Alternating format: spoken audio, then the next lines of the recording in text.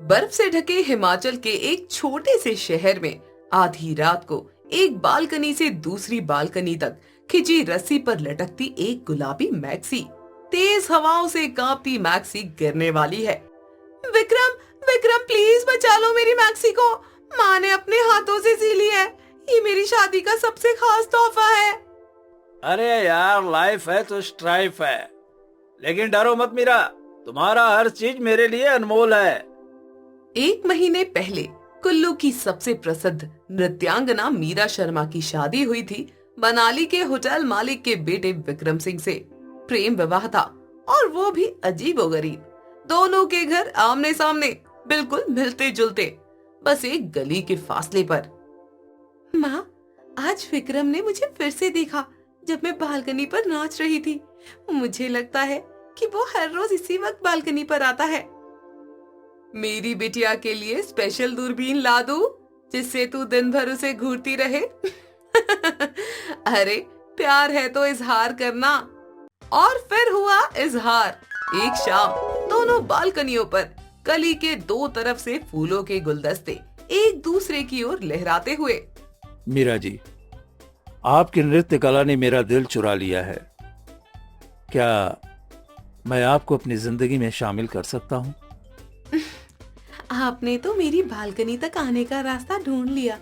मेरे दिल तक का रास्ता भी आप ही को मिला है। दोनों परिवार पहले तो चौंके, फिर खुशी खुशी राजी हो गए। आखिरकार दोनों घर इतने नजदीक थे कि भले ही बेटी पराई हो जाए, पर रहेगी तो आंखों के सामने ही। हाय राम, ये आजकल के बच्चे, लव मैरिज, वो भी आमने सामने। अब तो बहू के लिए रोज अपनी रसोई से खाना भेजना पड़ेगा, नहीं तो मेरी बहू को कौन जाने क्या खिला देंगे। शादी 2 परिवारों का मिलन है, और यहाँ दोनों परिवार पहले से ही एक दूसरे की बालकनी में झांक सकते हैं। Perfect match.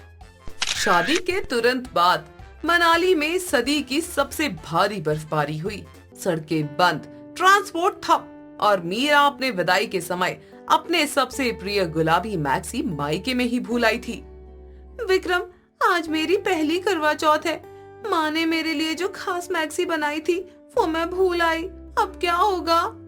इस बर्फबारी में कोई रास्ता तो है नहीं, पर तुम चिंता मत करो, मैं कुछ न कुछ जुगाड़ लगाऊंगा। उसी समय चंदा मौसी की एंट्री होती है, और मीरा के उदास चेहरे को देख उन्हें शक हो जाता है। क्या हुआ मीरा? शादी के 1 महीने में ही इतनी परेशान? कहीं हमारा घर पसंद नहीं आया तुम्हें? नहीं मौसी जी, ऐसी कोई बात नहीं है, वो बस। अरे माँ, आज करवा चौथ है और मीरा अपनी खास मैक्सी मायके में भूल आई है, इसलिए थोड़ी उदास है। हाय राम, ये आजकल के बच्चे, पहला करवा चौथ और व्रत के कपड़े तक का ध्यान नहीं। ससुराल में आकर भी मायके के सपने देख रही हो। मीरा की आंखों में से आंसू आ जाते हैं। विक्रम ऐसे अपनी पत्नी का साथ देता है। माँ, मीरा एक अच्छी बहू है, आप बिना सोचे समझे उसे दुखी मत कीजिए। मैं कुछ भी करके उसकी मैक्सी ले आऊंगा। रात के अंधेरे में विक्रम बालकनी पर आता है। बर्फबारी अभी भी जारी है। वो सामने वाली बालकनी को देखता है जहाँ मीरा के माता पिता रहते हैं। अंकल जी, अंकल जी। अरे विक्रम बेटा, इतनी रात को क्या हुआ? सब ठीक तो है? अंकल, क्या आप मीरा की गुलाबी मैक्सी दे सकते हैं? उसकी आज पहली करवा चौथ है। इस बखत, इस बर्फबारी में? रुको रुको, मैं सुमन को बुलाता हूँ। सुमन बालकनी पर आती है मैक्सी लेकर, लेकिन सवाल है कि इसे पहुंचाया कैसे जाए। मेरी बिटिया के लिए स्पेशल मैक्सी, लेकिन हम इसे भेजे कैसे? अंकल, क्या आपके पास कोई मजबूत रस्सी है? मोहन एक मजबूत रस्सी लेकर के आता है, और दोनों मिलकर उसे दोनों बालकनियों के बीच बांध देते हैं। मैक्सी रस्सी पर रखकर धीरे धीरे खिसकाई जाती है। अरे ये क्या हो रहा है? आधी रात को रस्सियां बांध रहे हो? पापा, वो मैं बस। तभी रस्सी हिलती है और मैक्सी लगभग गिरने वाली होती है। जैसे ही मैक्सी डगमगाती है, मीरा चीख पड़ती है जो बालकनी पर आ चुकी है। मेरी मैक्सी, प्लीज प्लीज इसे बचा लो। राकेश अंकल विक्रम की मदद करते हैं और मैक्सी को बचा लेते हैं। पापा, मैं बस मीरा को खुश देखना चाहता था। उसकी पहली करवा चौथ है ना। अच्छा किया बेटा, बहू खुश हो तो घर खुश। इसी बीच एक अनजान शख्स इस नजारे को देख लेता है। अगले दिन पूरे मोहल्ले में अफवाह फैल जाती है कि बर्फबारी के बीच दो घरों के बीच रस्सियों पर कोई संदिग्ध सामान भेजा जा रहा था, शायद नशीला पदार्थ या कुछ अवैध। तुमने सुना लोग क्या कह रहे हैं? हमारी इज्जत का क्या होगा? कौन है ये अफवाह फैलाने वाला? सच्चाई सबको बतानी होगी। उधर मीरा के ससुराल में भी हलचल मच गई है। हाय राम, ये आजकल के बच्चे, अब पूरा मोहल्ला हमारे बारे में क्या सोचेगा? विक्रम, ये सब तुम्हारी वजह से हुआ है। माँ, मैंने सिर्फ अपनी पत्नी के लिए उसकी मैक्सी लाने की कोशिश की थी। मेरी वजह से आप सबको कितनी परेशानी हुई। मैं वापस अपने घर चली जाऊंगी। मोहल्ले के चौराहे पर सभी लोग इकट्ठा होते हैं। मुख्य अफवाह फैलाने वाला शर्मा जी भी वहाँ मौजूद था। मैं आप सबको सच बताना चाहती हूँ। कल रात को जो हुआ था वो मेरी मैक्सी को लाने का प्रयास था। ये रही वो मैक्सी। मेरी माँ ने इसे मेरी शादी के लिए बनाया था। कल मेरी पहली करवा चौथ थी। अरे भाई, अगर करवा चौथ की बात थी तो सीधे बताते। हमने तो सोचा कि कुछ गड़बड़ चल रही है। देखो, एक छोटी सी मैक्सी ने कितना बड़ा परिवर्तन ला दिया। अब हम दो परिवार नहीं, एक परिवार हैं। मेरी बिटिया के लिए स्पेशल गुलाब के अचार की डिब्बी ले जाओ विक्रम बेटा। और इसी तरह मीरा की गुलाबी मैक्सी बन जाती है दो परिवारों बल्कि पूरे मोहल्ले के मिलन का कारण, सिर्फ एक रस्सी की वजह से, जो बंधन नहीं बल्कि प्यार का प्रतीक बन जाती है। शीला अपने दो बेटे रवि और राहुल के साथ रहा करती। शीला ने अपने बेटे की शादी सुमन नाम की लड़की से की। सुमन के घर में आ जाने से सभी काफी खुश थे, क्योंकि घर में एक अच्छा माहौल जो हो गया था एक नए सदस्य के आ जाने से। लेकिन बस एक ही समस्या थी, शीला नॉनवेज खाती है और सुमन को ये बिल्कुल भी पसंद नहीं था, जिसकी वजह से शीला ये सब नहीं खा पाती थी। बहू, आज खाने में क्या बना रही हो? माँ जी, आज तो मैं दाल पालक की सब्जी बना रही हूँ। हे भगवान, ये कैसी लड़की को मैं अपने घर में बहू बना के ले आई? जब देखो घास फूस खिलाती रहती है। मुझे तो लग रहा है ना कि हमें पतला करके ही छोड़ेगी। क्या कह रही हो माँ जी? माँ कह रही है कि कभी नॉनवेज भी बनाकर खिलाया करो। तुम्हारे आने के बाद माँ ने अभी तक फिश फ्राई भी नहीं खाई है। अच्छा है, नहीं खाई तो, और ना ही खाए ना तो बेहतर होगा, क्योंकि ये सब अब नहीं बनेगा। अरे रवि बेटा, अब तू ही शादी कर लेना। क्या पता तेरी ही पत्नी हमें ये सब बना के खिला दे। मैंने कितने सपने देखे थे कि बहू आएगी, मुझे बढ़िया बढ़िया खाना बना के खिलाएगी, मजा आएगा। लेकिन नहीं, इससे तो कोई उम्मीद करना ही बेकार है। अरे मम्मी, मैं तो शादी के लिए कब से तैयार बैठा हूँ, लेकिन आप हो कि आप शादी के लिए मान ही नहीं रही। अगर तू फिर से उसी लड़की के बारे में बात कर रहा है ना, तो फिर तू भूल जा, क्योंकि उस लड़की को ना मैं इस जन्म में क्या, अगले 7 जन्म में भी बहू ना बनाऊं।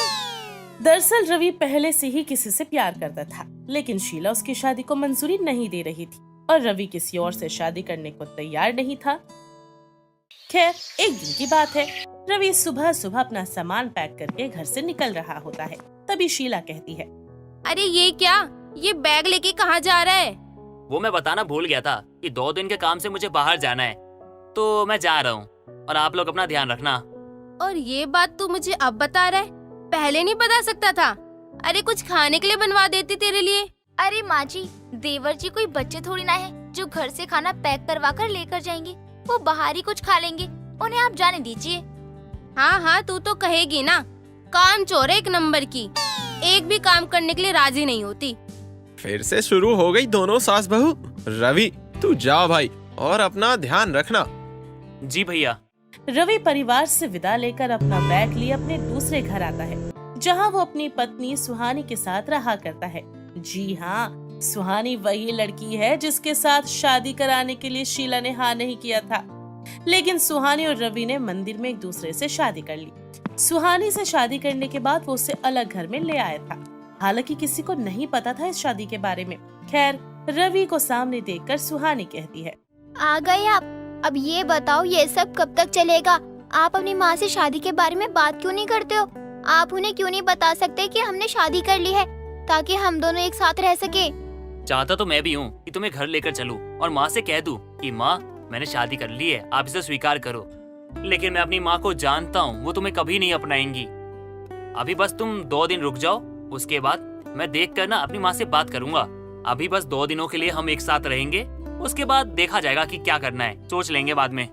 रवि की बात सुनकर सुहानी उसके लिए चिकन बनाकर लाती है, जिसे खाकर उसे बहुत अच्छा लगता है। रवि उसके साथ 2 दिन चैन से रहता है। वहीं शीला को सुमन की वजह से मांस मच्छी छुपकर खाना पड़ता है। ऐसे ही दिन बीतते हैं और रवि को पता लगता है कि सुहानी माँ बनने वाली है। वो सुहानी को लेकर अपने घर आ जाता है। दोनों दरवाजे पर खड़े होते हैं। उन्हें देखकर सुमन और शीला वहाँ आकर पूछते हैं, ये कौन है? कोई रिश्तेदार है क्या? पहले तो कभी नहीं देखा मैंने इनको। रवि, अगर मैं गलत नहीं हूँ तो ये वही लड़की है ना जिससे तू शादी करना चाहता था, लेकिन मैंने मना कर दिया था। क्या देवर जी किसी से प्यार करते हैं? माँ जी, और आपको ये बात पहले से पता थी, लेकिन आपने कभी भी हमारे साथ इस बात को शेयर क्यों नहीं किया? अरे आप लोग शांत हो गए तभी तो मैं कुछ बोल पाऊंगा। आप दोनों की बातों से ना मैं परेशान हो चुका हूँ। अरे भाई बात तो सुन लो, मुझे बोलने तो दो। दरअसल बात ये ना, हम दोनों एक दूसरे से प्यार करते थे और माँ शादी के लिए मना कर रही थी, इसलिए मंदिर में जाके शादी कर ली हमने। अब शादी तो हो ही चुकी है, अब तो माँ स्वीकार करो इसे। आप आपकी बहू है ये। और इससे पहले मैंने कभी इस बात का जिक्र भी नहीं किया था और मैं जानता था कि माँ इसे कभी स्वीकार नहीं करेगी, इसीलिए मैंने किसी को कुछ बताया ही नहीं था। मतलब तूने मेरी मर्जी के खिलाफ शादी कर ली? बेटा तू कैसी औलाद है, तूने अपनी माँ को ही धोखे में रखा। मुझे तुझसे ये उम्मीद नहीं थी बेटा। माँ मेरी बात तो सुनो। नहीं नहीं, मुझे किसी की बात नहीं सुननी। मेरे बेटे ने आज मेरा दिल तोड़ दिया। माँ, वो कह रहा है कि आप एक बार उसकी बात सुन लो। माँ, एक बार सुन लो, आखिर क्या कहना चाहता है छोटे। माँ, बात ये है ना कि ये माँ बनने वाली है और इस हालत में इसे अकेले छोड़ के मैं नहीं जा सकता, इसलिए सुहानी को यहाँ लेकर आया हूँ मैं। ये यहाँ रहेगी। अगर मैं कल को ऑफिस जाता हूँ तो घर पे कोई तो होना चाहिए इसका ध्यान रखने को। और आखिरकार माँ, आपके घर के चिराग का सवाल है, इतना तो आप कर ही सकती हो। सुहानी के माँ बनने की खबर सुनकर शीला सुहानी को बेमन से ही अपना लेती है, क्योंकि कोई और चारा भी उसके पास नहीं था। सुमन को भी एडजस्ट करना पड़ता है। अगले दिन जब सुमन सोकर उठती है तो उसे अजीब सी बदबू आ रही थी। वो रसोई में जाकर देखती है तो वो सुहानी से कहती है, ओ देवरानी, ये सुबह सुबह रसोई में क्या कर रही हो? और ये बदबू कैसी है? बदबू नहीं दीदी, खुशबू। आज मेरी पहली रसोई है तो मछली फ्राई बना रही हूँ। छी, ये सब इस घर में कोई नहीं खाता। तुम्हारी हिम्मत कैसे हुई ये सब बनाने की? क्यों मजाक कर रही हो दीदी? रवि तो उंगलियां चाट चाट कर खाते हैं। उन्होंने बताया नहीं क्या आपको? हे भगवान, मैं तो अपनी सास से ही परेशान थी। अब ये नॉनवेज खाने वाली देवरानी भी आ गई। मेरा तो इस घर में रहना ही मुश्किल हो रहा है। दोनों देवरानी जेठानी बैठी कर रहे थे कि तभी वहाँ पर शीला आती है और कहती है, आहा, खुशबू, इतनी अच्छी खुशबू। बहू, आज तो तूने मुझे खुश कर दिया एकदम। ये मछली फ्राई की खुशबू, आहा, बहुत मजा आ रहा है। जब खुशबू इतनी अच्छी है तो बना कितना अच्छा होगा, मजा आएगा। अरे वाह माँ जी, मुझे तो पता ही नहीं था कि आपको भी नॉनवेज खाना पसंद है। मैंने तो सोचा कि रवि जी के लिए अपनी पहली रसोई में ये पकाऊं। मुझे अच्छा लगा कि आप भी नॉनवेज खाती हो। आप भी माँ जी? अरे यार, हद होती है। जब से ये नॉनवेज खाने वाली देवरानी घर पर आई है, सबकी बुद्धि भ्रष्ट हो गई है। खाओ जिसको जो खाना है, लेकिन ये नॉनवेज के बर्तन अलग कर देना। मैं तो शाकाहारी हूँ, समझ गई ना तुम? अरे चलो, अच्छा ही है। मुझे इसकी कोई बात पसंद तो आई नहीं, लेकिन हाँ, कम से कम तेरे अंदर एक चीज तो बढ़िया है कि तू मुझे हर रोज नॉनवेज खिला देगी, बढ़िया बढ़िया। हाँ माँ जी, जो भी आप कहोगी मैं वो सब आपके लिए बनाने के लिए तैयार हूँ। अरे वाह, मजा आ गया। मतलब ये बहू ना मेरे टाइप की है, ये मेरे सारे सपने पूरे कर देगी। चलो अच्छी बात है। वो क्या सपना था माँ? और क्या बेटा, वही मेरा एक सपना जो अब तक अधूरा था, कि कोई आए मेरी जिंदगी में और मुझे बढ़िया बढ़िया नॉनवेज बना के खिलाए। तेरे पापा से उम्मीद की थी, लेकिन नहीं, उनको कहाँ टाइम मिलता कि वो मुझे बना के खिलाए। लेकिन फिर मैंने सोचा कि चलो कोई बात नहीं, बड़ी बहू आएगी वही खिलाएगी। लेकिन नहीं, उसे तो नॉनवेज से नफरत है, नफरत। लेकिन नहीं, छोटी बहू के आने से ना इन सब से मुझे कोई फर्क नहीं पड़ता। अब छोटी बहू मुझे बना के खिलाएगी, मजा आएगा। चलो अच्छा है, आपको आपका पार्टनर मिल गया। सुहानी सुमन को छोड़कर सभी के लिए नॉनवेज बनाती है और सभी बड़े चाव से खाते हैं और उसकी बहुत तारीफ करते हैं। अब तो सुहानी रोज सबके लिए घर में चिकन, मीट, मछली और अलग अलग डिशेस बनाकर चिकन की रोज खिलाती। ये सब देखकर सुमन को बहुत बुरा लगता।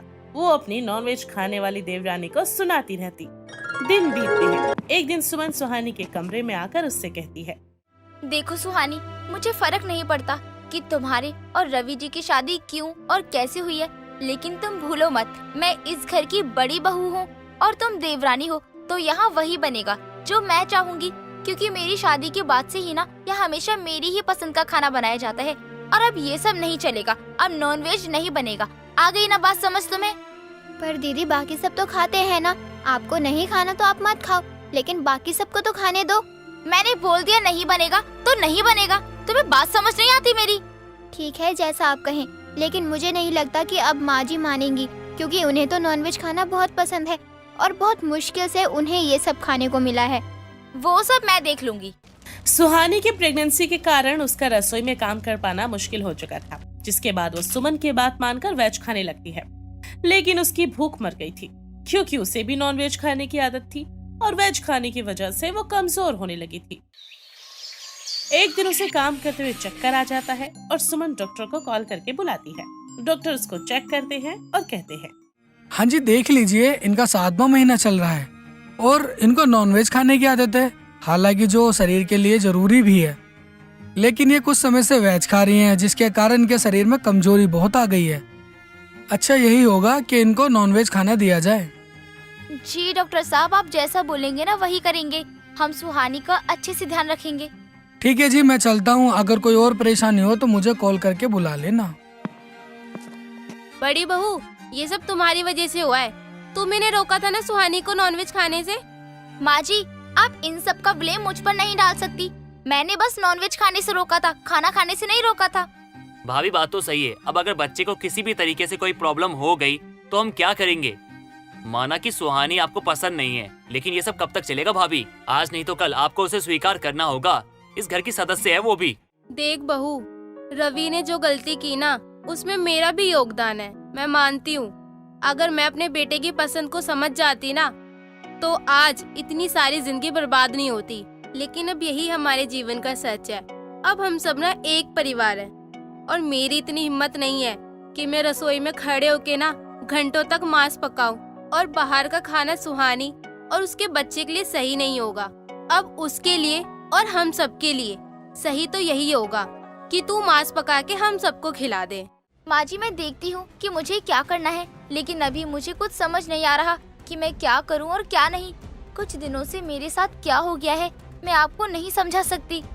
मैं समझ सकती हूँ बहू, लेकिन अब तू खुद सोचना, हमारी मजबूरी है और इस मजबूरी को हम छोड़ नहीं सकते। अब यही सच्चाई है और तू इस चीज से मुकर नहीं सकती। शीला इतना कहकर वहाँ से चली जाती है। सुमन ये जिम्मेदारी लेती है और नॉनवेज खाने वाली देवरानी का वो ध्यान रखने का वादा करती है। अब वो उसे कभी अंडे उबाल कर खिलाती तो बेचारी कभी चिकन पका कर खिलाती, लेकिन फुल वेजिटेरियन होने की वजह से खुद कभी नहीं खाती। दिन बीतते हैं। सुहानी 9 महीने बाद एक प्यारे से बेटे को जन्म देती है और सुमन के हाथ में देते हुए उसको कहती है, दीदी, ये सब आपकी वजह से हो पाया है। आप शाकाहारी हैं, लेकिन फिर भी आपने मेरे लिए मांस पकाया, और अब मेरे बच्चे का नाम आप ही रखना। आखिर आप इसकी बड़ी माँ हैं, ये हक तो आपका बनता है। ठीक है सुहानी, इस बच्चे का नाम मैं युवराज रखती हूँ। बहू, तुमने सुहानी और उसके बच्चे के लिए बहुत कुछ किया है। तुम्हारी जितनी तारीफ की जाए ना, उतना कम है।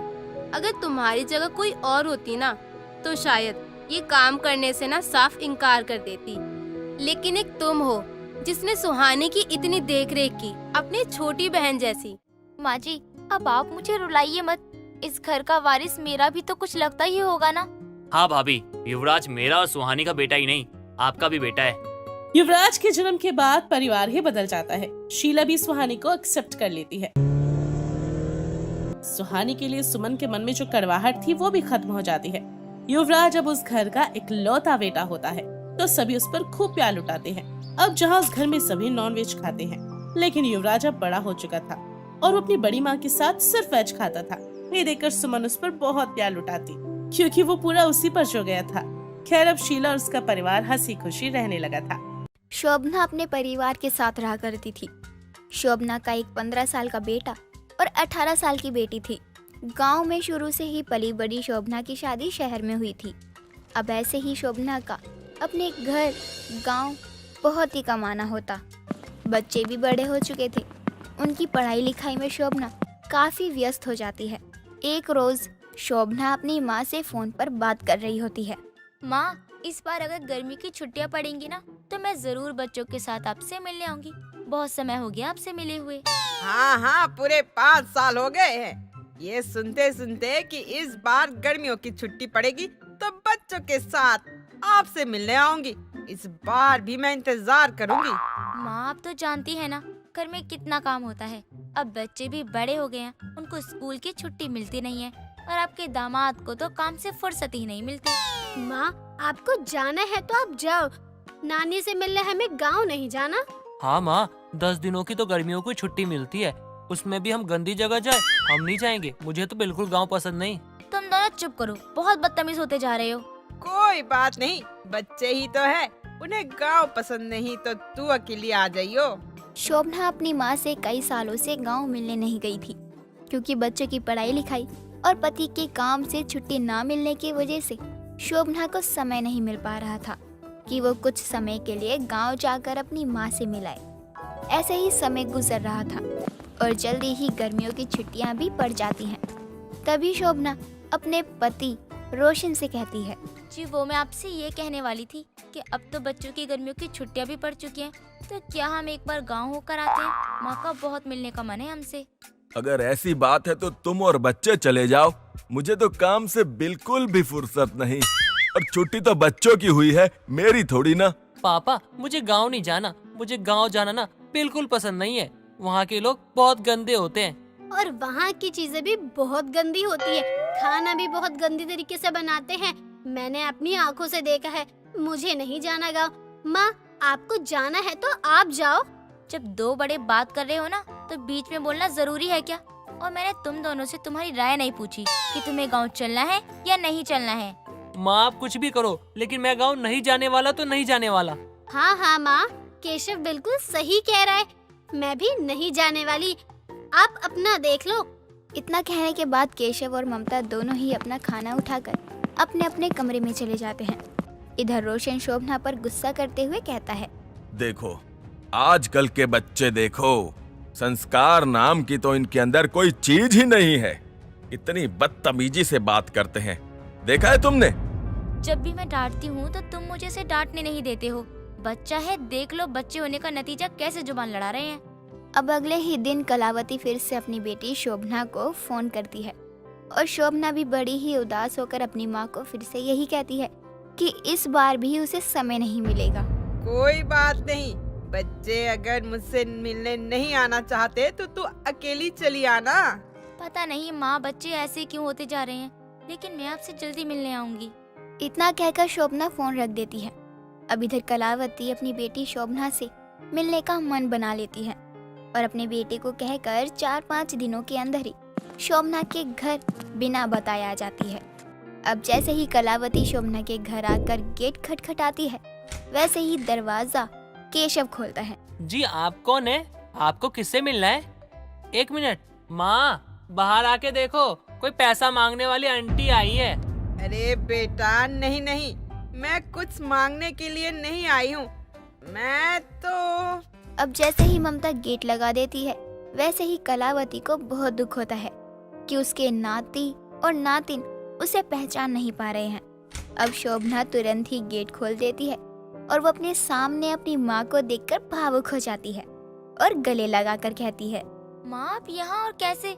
मुझे तो बिल्कुल भी विश्वास नहीं हो रहा कि आप यहाँ आ गई मुझसे मिलने, अपनी बेटी से मिलने। तुझे देखकर बहुत खुशी हो रही है। और मेरे बच्चे कहाँ हैं? उनसे भी मिलवा दे मुझे। माँ कहीं ये लोग आपको ही तो मांगने वाली नहीं कह रहे थे? नहीं नहीं, सच में कोई मांगने वाली आई थी, वो तो चली गई। मैंने उसे पैसे पकड़ा दिए थे। कितने बड़े हो गए हैं मेरे बच्चे, और ममता तो बिल्कुल तुझ पर गई है। केशव और ममता अपनी नानी कलावती को नमस्ते तक नहीं करते और उन्हें देखकर दूर दूर भागते हैं, क्योंकि कलावती गांव से थी और कलावती के कपड़े भी थोड़े मैले कुचले से थे। शोभना अपने बच्चों के व्यवहार से बहुत दुखी होती है, लेकिन अपनी माँ के आने की खुशी शोभना अपनी माँ का आवभगत करती है। तेरा घर तो बड़ा ही सुंदर है। अब ना जाने अगली बार कब मिलना हो। 1-2 महीने रुक कर जाना माँ, मुझे अच्छा लगेगा। सोच तो रही हूँ कि थोड़े समय तक रुक जाऊं, लेकिन घर का भी काम देखना है।